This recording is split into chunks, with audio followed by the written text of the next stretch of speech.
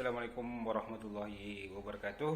Jumpa lagi di sebuah channel, di mana dalam channel ini kita eh, banyak membahas dan banyak menyampaikan info-info yang dianggap penting bagi khalayak ramai atau masyarakat luas. Baik, pada kesempatan ini kita sedikit ingin membahas tentang sebuah organisasi, ya, disebut dengan organisasi sosial. Dalam pembahasan ini organisasi yang dimaksud adalah organisasi Karang Taruna.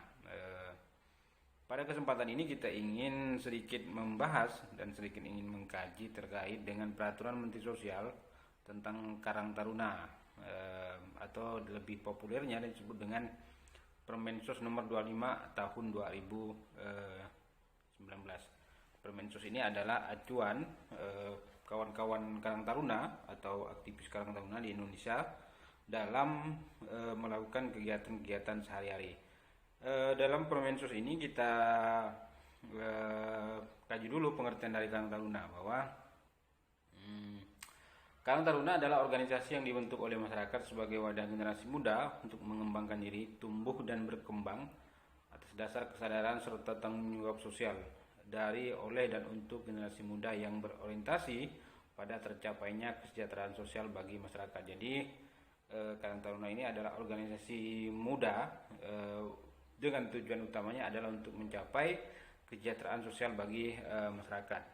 Selanjutnya, desa adalah tempat tumbuh dan berkembangnya Karang Taruna. Jadi dalam pasal 1 ayat 2 disebutkan bahwa desa adalah desa adat atau yang disebut dengan nama lain. Selanjutnya disebut desa adalah kesatuan masyarakat hukum yang memiliki batas wilayah yang berwenang untuk mengatur dan mengurus urusan pemerintah, kepentingan masyarakat setempat berdasarkan prakarsa masyarakat dan hak asal usul. Terus Karang Taruna juga berada di kelurahan, jadi basis dari organisasi Karang Taruna itu berada di kelurahan atau desa. Di kecamatan itu ada, jadi kalau Karang Taruna itu titik rendahnya itu ada di desa, di kecamatan juga ada. Di kecamatan ini pembina teknisnya itu adalah camat di wilayah tersebut. Selanjutnya adalah kesejahteraan. Di awal tadi kita sebut bahwa tujuan dari Karang Taruna adalah untuk memberikan atau mencapai kesejahteraan sosial. Apa pengertian kesejahteraan sosial? Bahwa kesejahteraan sosial adalah kondisi terpenuhinya kebutuhan material, spiritual, dan sosial warga negara agar dapat hidup layak dan mampu mengembangkan diri sehingga dapat melaksanakan fungsi sosialnya. Selanjutnya, penyelenggaraan kesejahteraan sosial adalah upaya untuk terarah, terpadu, dan berkelanjutan yang dilakukan pemerintah. Yang maksudnya pemerintah ini ada pemerintah pusat, pemerintah daerah, dan masyarakat. Selanjutnya adalah yang ketujuh, pasal 1 tadi, pemberdayaan Karang Taruna. Pemberdayaan Karang Taruna adalah suatu proses pengembangan kemampuan, kesempatan, dan pemberian kewenangan kepada Karang Taruna untuk meningkatkan potensi pencegahan dan penanganan permasalahan sosial. Selanjutnya yang ke-8 adalah pembinaan Karang Taruna adalah suatu usaha, tindakan, dan kegiatan yang dilakukan terhadap Karang Taruna secara berdaya guna dan berhasil untuk memperoleh hasil yang baik. Terus selanjutnya dalam pasal 2 disebutkan bahwa Karang Taruna dalam menjalankan tugasnya memiliki prinsip berjiwa sosial. Nah, ini yang penting, bahwa semua aktivis dan kader-kader atau penggiat Karang Taruna itu pertama harus mempunyai jiwa sosial. Nah, karena ini penting. Kalau tidak mempunyai jiwa sosial, maka kita tidak akan bisa menggerakkan organisasi sosial seperti Karang Taruna.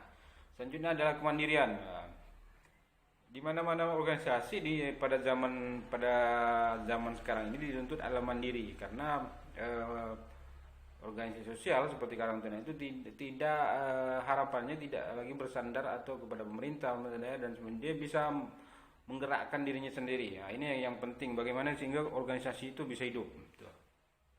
Selanjutnya adalah kebersamaan. Kebersamaan ini penting karena tanpa kebersamaan kita tidak akan mencapai tujuan dari organisasi ataupun dari apa yang ingin dicapai atau goal dari sebuah organisasi. Partisipasi ini penting, semua harapannya dengan semua bisa berpartisipasi atau secara partisipatif ikut bersama-sama dengan Karang Taruna mewujudkan tujuan dari Karang Taruna tadi sebagai organisasi untuk mewujudkan kesejahteraan sosial.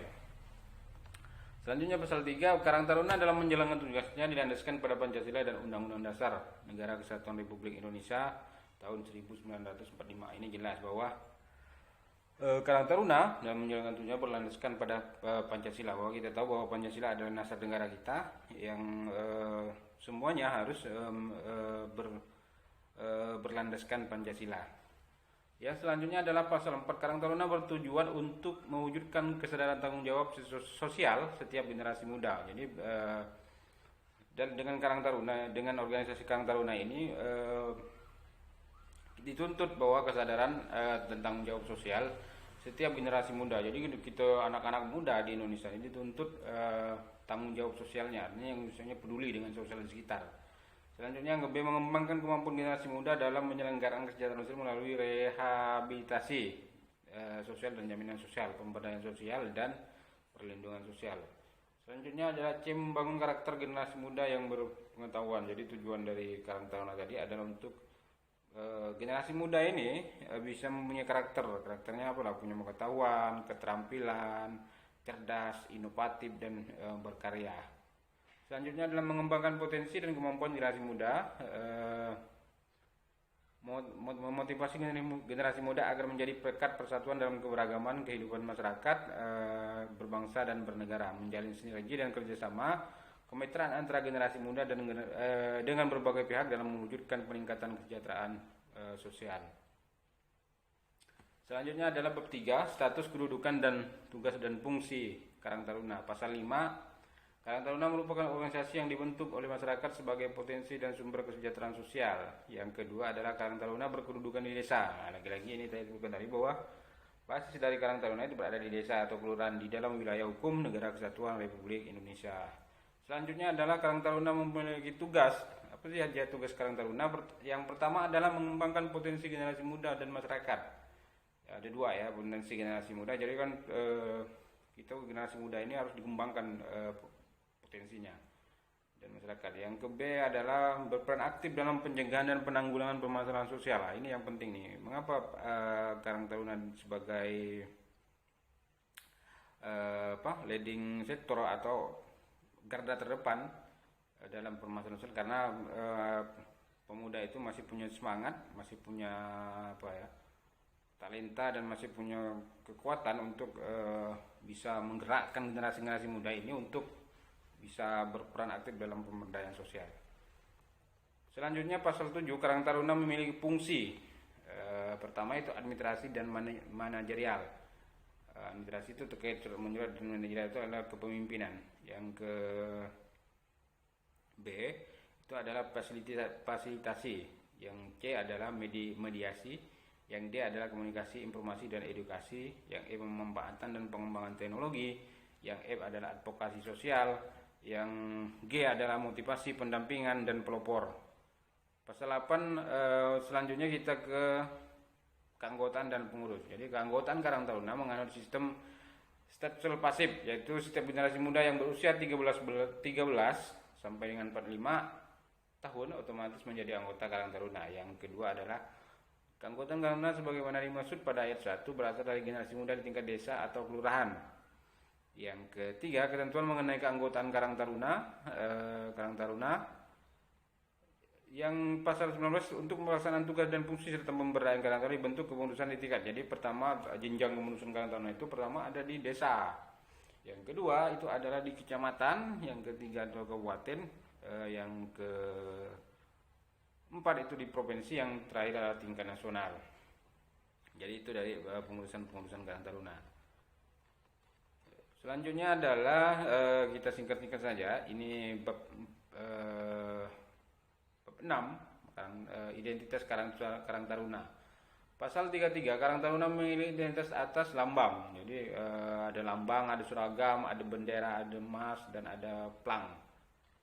Selanjutnya adalah pembinaan. Pembinaan Karang Taruna meliputi pembina utama, pembina umum, pembina fungsional dan pembina teknis.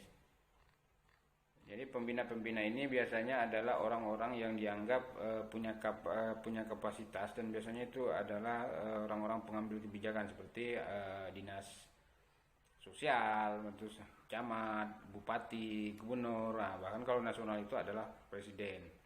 Selanjutnya adalah bab ke-8, tanggung jawab. Bagian 1, pemerintah, menteri sosial. Lagi-lagi ini tadi saya sebutkan, kalau di pusat itu ada menteri sosial, kalau di daerah itu ada dinas. Menteri sosial memiliki tanggung jawab menetapkan pedoman umum Karang Taruna. Nah, ini sudah jelas tadi. Bagian kedua adalah provinsi.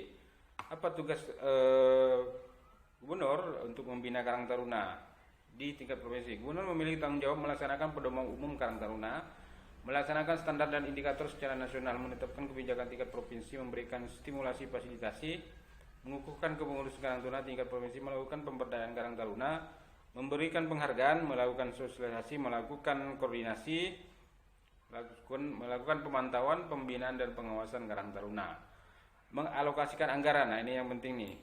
Jadi gubernur bisa mengalokasikan anggaran baik itu dari APBD maupun dari yang lain untuk kepentingan atau operasional dari Karang Taruna. Yang terakhir adalah merekomendasikan penetapan hasil alokasi pemberdayaan Karang Taruna ke provinsi pada Menteri Sosial.